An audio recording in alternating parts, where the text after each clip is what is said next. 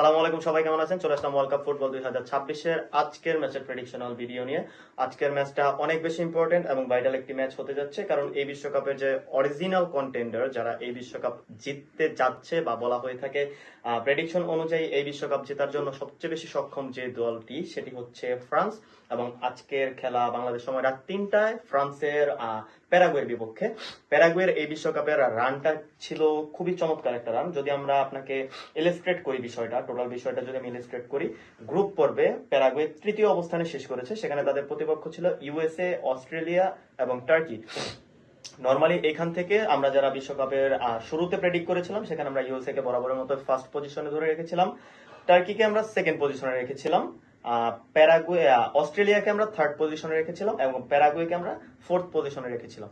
স্বাভাবিক অর্থে যদি আপনারা টি স্পোর্টস ফলো করে থাকেন, সেখানে যারা এই সব বিষয়ে ফুটবল বিষয়ে কথাবার্তা বলে থাকে, তারাও হয়তো প্রেডিকশনটা এমনই করেছিল। বেশ কিছু ক্ষেত্রে দেখেছি এমন হওয়াটাও অস্বাভাবিক কিছু ছিল না। তবে এই বছর বিশ্বকাপে প্যারাগুয়ের রানটা শুধু আমি আপনাদেরকে ডিসক্রাইব করি। ইউএস এর সঙ্গে, অস্ট্রেলিয়ার সঙ্গে, তুর্কির সঙ্গে এবং এই বিশ্বকাপে তাদের গ্রুপ স্ট্যান্ডিংস পজিশন 3 নম্বরে তারা শেষ করে। স্বাভাবিক অর্থে 3 নম্বরে শেষ করায় তাদেরকে খেলতে হয়েছিল অপর একটা গ্রুপের প্রথম যে হয়েছিল তার বিপক্ষে। এবং অপর গ্রুপের প্রথম নামটা ছিল জার্মানি, যারা তাদের বিশ্বকাপ মিশন শুরু করেছিল কুরাসাওকে 7-1 ব্যবধানে তাদের প্রথম ম্যাচটা হারানোর মধ্য দিয়ে। স্বাভাবিক অর্থে বুঝতে পারতেছেন প্যারাগুয়ের জন্য অনেক বড় একটা চাপ ছিল। সেই চাপটা তারা জার্মানিকে নকআউট স্টেজে ট্রাইব্রেকারের মাধ্যমে হারিয়ে রাউন্ড অফ 16-এ চলে এসেছে। অতএব ওয়ার্ল্ড কাপ রানের কথা যদি বলি, কেপে বার্দে, প্যারাগুয়ে, এই টিমগুলো যে রান আজ এই বিশ্বকাপে দেখিয়েছে, সেটা ফুটবল ফ্যান্সদের মন জয় করে নিয়েছে। যদি আমি আজকের প্রেডিক্টেড লাইন আপ নিয়ে কথা বলি, প্যারাগুয়ে গোলকিপার পজিশনে গিলকে দেখা যাবে, রাইট ব্যাক পজিশনে ক্যারারেস এবং লেফট ব্যাক পজিশনে আলোনসো থাকছে। সেন্টার ব্যাক হিসেবে ক্যানেলে এবং জিও গোমেজকে দেখা যাবে। থ্রি সেন্টার ব্যাক ট্রিও হিসেবে গ্যাজলারে, কুবাস এবং বালবেয়েদা, এই তিনজনকে দেখা যাবে। অ্যাটাকিং মিডফিল্ডার পজিশনে ডগলাস গোমেজ এবং ফরওয়ার্ড লাইনে হয়তো আলমিরন এবং এনসিও, এই দুইজনকে স্ট্রাইকার পজিশনে খেলতে দেখা যেতে পারে। অপরদিকে যদি আমি এমন একটা টিম নিয়ে কথা বলবো যেখানে প্রত্যেকটা প্লেয়ারের একটা করে সাবস্টিটিউট প্লেয়ার আছে। গোলকিপার পজিশন থেকে শুরু করি, মাইগনান, সেখানে আপনার কাছে বাম্বা এবং চেবেলিয়ারের মতো অপশন গুলো রয়ে গিয়েছে। রাইট ব্যাক পজিশনে জুলস কুন্ডে, যেখানে মাউগুস্তোর মতো একটা প্লেয়ার রয়েছে যিনি অলরেডি চেলসিতে খেলে থাকে। লেফট ব্যাক পজিশনে লুকাস দিগনে, সেখানে আপনার কাছে থিয়াও হার্নান্দেজ এবং লুকাস হার্নান্দেজের অপশনটাও আছে। সেন্টার ব্যাক পজিশনে ডায়ট ওপোমাইকানো এবং উইলিয়াম সালিবা, এইখানেও আপনার কাছে ল্যাক্রক্স অথবা ইব্রাহিম কোনাটে অথবা লুকাস হার্নান্দেজের মতো এত বড় বড় সুপারস্টার অপশন গুলো রয়ে গিয়েছে।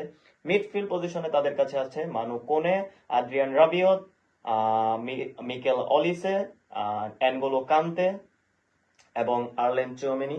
অতএব আপনারা স্বাভাবিক অর্থে বুঝতে পারতেছেন ফ্রান্সের এই টিমটাতে যে ডেপথ আছে, একটা স্কোয়াড ডেপথ, অন্যান্য যে কোনো টিমকে বিধ্বস্ত করে দেওয়ার মতো সক্ষমতা এই টিমটার আছে।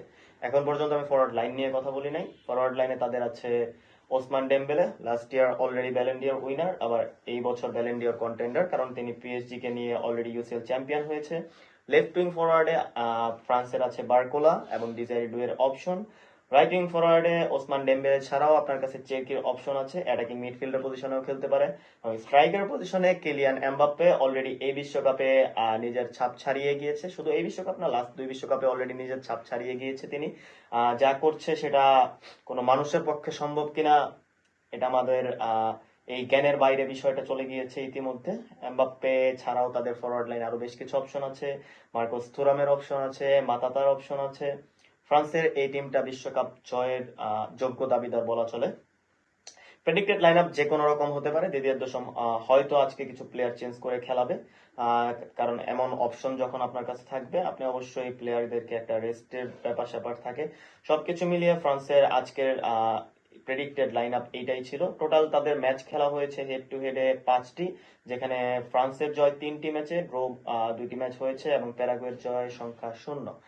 টোটাল গোল স্কোর হয়েছিল 18টি, সেখানে প্যারাগুয়ে 4টি গোল করতে সক্ষম হয়েছিল, অপরদিকে 14টি গোল করেছিল ফ্রান্স। বর্তমান ফিফা র্যাঙ্কিং নিয়ে ফ্রান্সের বর্তমান ফিফা র্যাঙ্কিং 1 নম্বর, অপরদিকে প্যারাগুয়ের বর্তমান ফিফা র্যাঙ্কিং 34।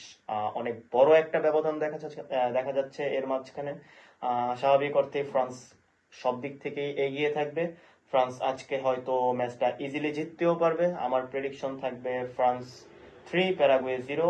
আপনারা আপনাদের প্রেডিকশন জানাতে পারেন আমাদের YouTube channel sports zone live বিডিতে, অথবা যে কোনো ধরনের মতামত জানাতে পারেন ইউটিউব অথবা ফেসবুকের মাধ্যমে। Thank you very much.